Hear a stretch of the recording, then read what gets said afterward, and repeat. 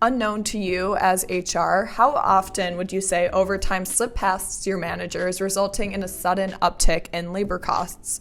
Today, Kim McNeil and I will be covering how to completely remove unnecessary overtime in order to keep labor dollars spent at zero. Let's get into it. Feeds me perfectly into this first part, talking about how to remove unnecessary overtime completely. And that seems like an impossible task, right? But you can get very, very close to it. I want to share this first slide talking a little bit about common and uncommon causes of overtime. So here are some awesome quotes, a great article from LinkedIn. This first one on the left, having too few employees labor supply to cover all work required labor demand typically leads to employees working additional hours and often receiving overtime. Of course, this is just your classic A plus B equals C, right? The quote on the right saying employees responsible for creating rosters and managing timesheets would have basic understanding of FLSA wage and hour laws relevant to employees they manage. And then the last quote, time and attendance systems do not have scheduling rules or alters built into them. And it's very easy to create rosters that are not cost effective. So of course, software that's lacking a lot of these, and we see it every day, right, on our side. So Kim, my question for you is, what are some common triggers that suggest the need for overtime, and how can HR actually identify them to prevent unnecessary overtime from happening? So I believe, in my experience, that both project management and labor, forecasting, workforce planning are going to be your life rafts in this situation. So if you understand the nature of your business, really looking at it year over year, historically, quarterly, what are our peak times? What are our times that are all hands on deck? And how can we best maximize either the in-house labor that we have, or is this an opportunity that we may need to bring people either internally from other departments to meet those peak times? So that really studying the workforce, studying projects, studying what is the task at hand and the objectives first would allow you to make a plan. When you plan on the fly and as the needs arise, and if you're already asking it when it's already gone, left, so to speak, you're behind the 8 ball. So really, this is the time at the start of, the new year to really look at what's the pathway ahead. How have we used our labor in the past, and how can we optimize it going forward? I love that. And then how can organizations actually strike the correct balance between staffing levels and workload, right? It's a really precarious, it's really hard to kind of balance those two out. How would you recommend doing so? So this can't be done in a bubble. And what I mean by that is that you need to also really make sure that you understand the nature of the work that's being performed.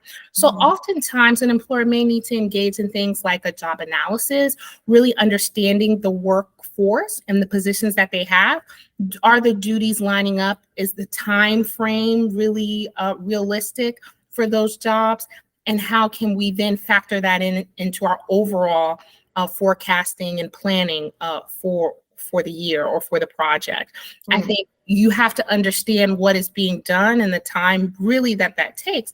And that's going to require managers and HR professionals to really speak one-on-one with individuals that perform the work. Because oftentimes as HR and leadership, we're removed from the day-to-day tasks. We can understand it from a high level, but really talking to those that perform the work, it may be that we're thinking, oh, this is something that is done in, X amount of hours, when really it's more intricate than that. There are additional steps. There are some things that are dependent on other departments or other places that would impede the work. So taking that time to really engage the workforce in this conversation can be helpful, or that first critical step, in my opinion. Yeah, definitely. I actually, as you know, I was talking yesterday with Julie Schweber. We just recorded a webinar, and we were talking about the importance of educating employees. And this was in the context of recruitment, right? And making sure that everyone's kind of on the same page when it comes to compliance surrounding the recruitment process.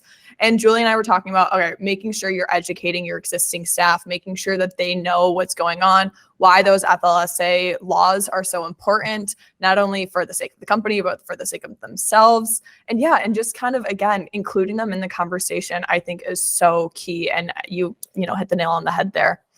How can HR actually leverage automation or even technology to optimize management and reduce the reliance on overtime hours? I think a lot of HR kind of feels it's a crutch that they need to lean on every now and then, but what do you have to say for that? The reality is that we're moving into a situation where there's going to be both, automation, tech, AI, as well as human intelligence, right? So finding a way to integrate that works for your organization and works for the needs of your business is going to be key. There's no way around it at this point. It's here. And that is going to help with things like hours, because if there are small tasks, things that can be automated to do to decrease your labor costs, yes, there may be initial expense and maybe setting up a system that maybe an employer doesn't currently have, but year over year, the time saving, once that's in place, people are trained on it, and you remove that, you can make the job more efficient, but also use that as an opportunity to learn new skills for these individuals, both the employees performing the work. There's an upskilling opportunity here. There's a opportunity for job growth for everyone. So I think oftentimes tech gets a bad rep that it's coming in and it's taking jobs, but really when used correctly and in partnership with our human workforce, so to speak, it can be an opportunity for growth and learning. Yeah, absolutely. Again, it was a conversation I was having yesterday with Julie on this exact note, in the same vein, where all technology is doing in this case is really freeing up time to kind of better those processes that HR has in place or that you want to build up, especially for those smaller teams, right? If you're an HR department of one, I mean, this is huge, right? If we're talking about leaning on overtime as a crutch, that comes with a much higher cost at the end of the day than leaning on software technology or automation or whatever tool you have in your tool belt. And that's going to be a lot cheaper, and also something that you can maybe wean yourself off of if you feel like you've trained your staff on it really well. But I mean, it's such an important resource. And that, as you said, in today's world, it is absolutely necessary. It is. And just to take it a step further, oftentimes HR professionals can get bogged down in the, administrative tasks, right?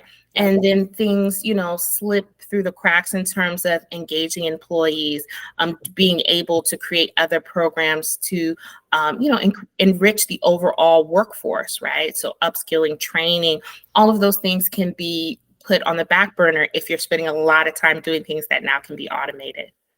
Absolutely. It actually reminds me of this story of, I was talking with the HRES manager of Lake Elsinore Storm. It's a minor league baseball team, one of our clients. They're awesome.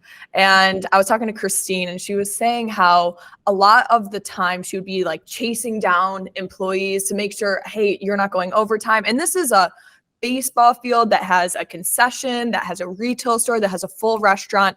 There's a lot of moving pieces. A lot of her time during the day, especially on season, right, was spent chasing down employees. And it just wasn't conducive for the rest of her work week, right? It was really annoying, not only for her, but her managers that were working with these frontline teams. And it was so much time wasted. So yeah, taking some of that burden off of her shoulders, it was huge. And she was able to actually contribute a lot of that time to, again, upskilling, uptraining, educating employees, things that needed to be done more regularly and more often. Exactly. So what role would you say historical data plays in understanding and mitigating unnecessary overtime, and how can HR actually utilize this a little bit better? I think the aspect of historical data seems very scary to most. So what are your thoughts on that? My first thing would be, don't let it intimidate you, right? But again, going to that earlier point that I brought up with analysis, right, or job analysis, going back to the historical data is going to allow to see how have we used it in the past, right? Is there particular times of our history where we got it right, where we were able to keep it in line? And then if so, is there any supporting information that we can go back to look at that how we optimized it at that time? Also, it can show the weak points. It can show when it was out of bounds, so to speak, for our labor costs, or what we're prepared or comfortable with. and then begin to strategize and plan, hopefully, forecasting futurely to be able to minimize that moving forward. And I think for HR to utilize it, it's twofold, right? Of course, HR is going to be there to assist people managers with trying to overcome these challenges of labor and overtime. But also it allows the HR professional opportunity to network and engage and showcase their skills. To your illustration, we can do more than just chase down and worry about time and the rule pusher, so to speak, or the people, I had a colleague used to say, we see you on your best day sometimes and we see you on your worst day or when there's a problem. Yep. It provides an opportunity to showcase that, hey, there's a whole bigger gamut of how we can use these skills and how we can partner and network internally to get solutions done on a strategic matter. Thank you so much for watching that segment from our webinar on how to keep labor costs in budget with rising wages. If you would like to watch the full webinar, click this video here and be sure to subscribe for more content like this.